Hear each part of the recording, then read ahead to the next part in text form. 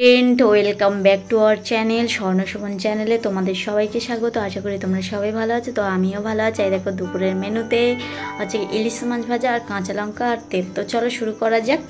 তো প্রথমে হচ্ছে কি কড়াটা গরম করেছি, তার মধ্যে পরিমাণ মতো তেল দিয়েছি। তো গরম হয়ে যাওয়ার পরে আগে থেকে ইলিশ মাছের নুন হলুদ মাখিয়ে রেখেছিলাম, তো সেগুলো তার মধ্যে দিয়ে দিচ্ছি। তেলের মধ্যে দিয়ে হালকা ভেজে নেব, খুব ভাজবো না, কেন ইলিশ মাছ একটু বেশি করে ভাজলে ইলিশ মাছের কোনো টেস্ট থাকে না।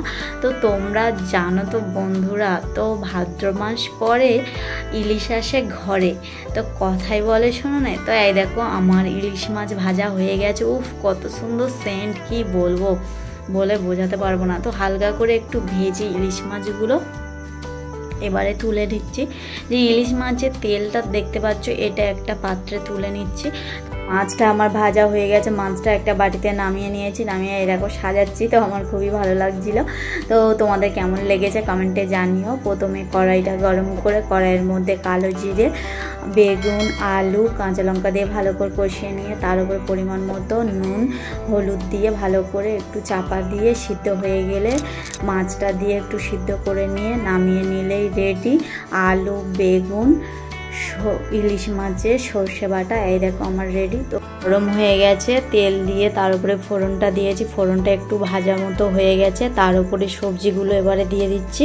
তো হচ্ছে কি সরু লাউয়ের ডাঁটা, মানে কুমড়োর ডাঁটা যেটা, গাজর, আলু আর ওলের ডাঁটা দিয়ে বেগুন দিয়েছি, দিয়ে একটু ভালো করে নাড়িয়ে নিয়ে এই দেখো সবজিটা কমে গেছে। তো ওপর থেকে অল্প করে নুন, হলুদ গুঁড়ো আর হচ্ছে লঙ্কার গুঁড়ো অল্প করে দেব, দিয়ে তার উপরে অল্প করে স্বাদ মতো একটু মিষ্টি দেব, দিয়ে একটু ভালো করে নাড়িয়ে নেব। মিষ্টি দিয়ে একটু ভালো করে নাড়িয়ে নেব, কেন লবণটা একটু কম দেবে, কেন এটা হচ্ছে কুমড়োর ডাঁটা। তো কুমড়োর ডাঁটা একটু লবণটা কম হলে মিষ্টি মিষ্টি লাগে, খেতে ভালো লাগে, তো সেই জন্য। তো তার উপরে হচ্ছে সর্ষে বাটার জল ছিল, তো জলটা দিয়ে একটু ভালো করে নাড়িয়ে নিচ্ছি। দেখো সবজিটা আমার আগের থেকে অনেকটাই কমে গেছে। তো তারপরে এই দেখো চাপা দিয়ে দিয়ে আমার রান্না হয়ে গেছে। তো এটা একটা হচ্ছে কি চচ্চড়ি, সব রকম সবজি দিয়ে এই দেখো নামিয়ে নিয়েছি। তো আমার 5 মিশালি সবজির চচ্চড়ি তো রেডি। তো দেখতেই পাচ্ছ বন্ধুরা কত সুন্দর হয়েছে, নিরামিষ 5 মিশালি।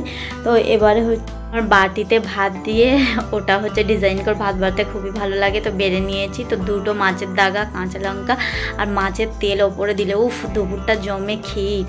তো তারপরে হচ্ছে কি মাছের দাগা একটা ভাতের ওপরে। তো 5 মিশালি হচ্ছে নিরামিষ সবজির তরকারি, বেগুন, আলু, ইলিশ মাছ বাটা, সর্ষে বাটা, উফ কোনো কথাই হবে না, দুপুরটা জমে ক্ষীর, লাজবাব। তো বন্ধুরা এই ভিডিওটা যদি তোমাদের ভালো লেগে থাকে লাইক শেয়ার কমেন্ট করো। এরকমই নতুন নতুন ভিডিও পেতে চ্যানেলটিকে সাবস্ক্রাইব করে রাখো। টাটা।